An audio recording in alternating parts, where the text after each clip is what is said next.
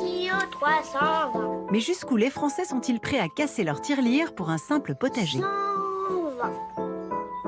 Pour le savoir, nous nous sommes rendus à Molsheim, dans le Bas-Rhin.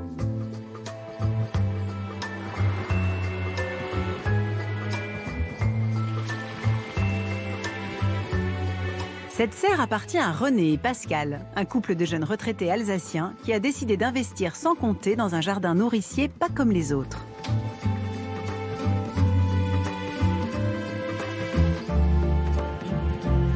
Salut les poissons. Ah bah il y a du monde là. Tomates. Un peu de persil si tu veux. Attends. Alors on avait l'habitude d'aller chez les maraîchers, mais maintenant le maraîcher, c'est notre serre, voilà. Ce qui étonne tout de suite, c'est un détail, ou plutôt un absent. La terre, il n'y en a pas. Comme si fruits et légumes poussaient tout seuls, sortis de nulle part. C'est la pampa, il y en a partout. Ça pousse de partout. Les tomates sont vigoureuses, énormes, pas de bébêtes. Ça, c'est quand même extraordinaire par rapport au potager classique dont on avait l'habitude. Il y a un an, le couple a investi plus de 15 000 € dans cette serre innovante de 22 mètres carrés, bien loin de celle de nos grands-parents. Ah bah tiens, on pourrait planter les salades là, elles ont bien poussé. Ouais. Les semis ont bien pris. Oui. Juste une colonne, ce serait cool. Le secret de ces cultures sans terre ni engrais est contenu dans ce long tube. À l'intérieur, juste de la mousse irriguée par de l'eau. En fait, on va planter nos petites mottes qui vont être irriguées par le système d'eau qui est en circuit fermé. Mais donc c'est dedans que ça va pousser ces salades? Exactement.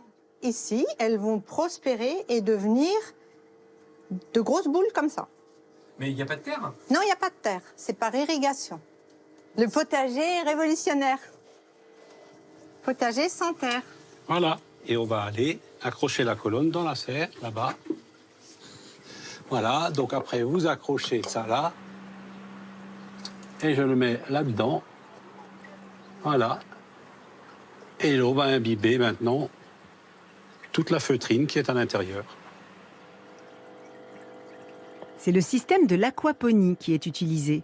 Une culture 100% biologique, simplement de l'eau qui se charge naturellement en nutriments grâce aux déjections des poissons qui y vivent.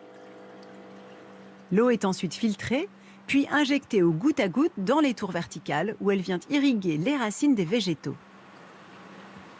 Un écosystème vivant et connecté que Pascal et René entretiennent quotidiennement. Je vais quand même regarder le pH, s'il est pas trop haut, pas trop bas, la température extérieure, la température de la serre, etc. À distance? À distance, oui. Ça, c'est un vrai gain de temps, ça, franchement. Non, c'est extraordinaire. Je reviendrai pas en arrière. C'est quand même un réel plaisir de cueillir ces légumes debout et de ne pas être à quatre pattes en train de gratouiller la terre. Avec cette serre avant-gardiste, le couple espère récolter jusqu'à 400 kg de fruits et légumes par an. Un potager au tarif premium, qui fonctionne grâce à l'aide de petits poissons. Cette idée a germé dans la tête de ces deux ingénieurs agronomes alsaciens. La serre en elle-même tient juste dans une palette comme ça. Donc là, on a une serre complète, c'est-à-dire le verre, l'aluminium, tout ça tient là-dedans. Donc du coup, ça voyage bien. Et ensuite, on a les composants de culture, le système de culture ici, les bassins. Ça, c'est le potager de demain? Sûrement. En tout cas, nous, on en est convaincus. Et la demande en est le reflet.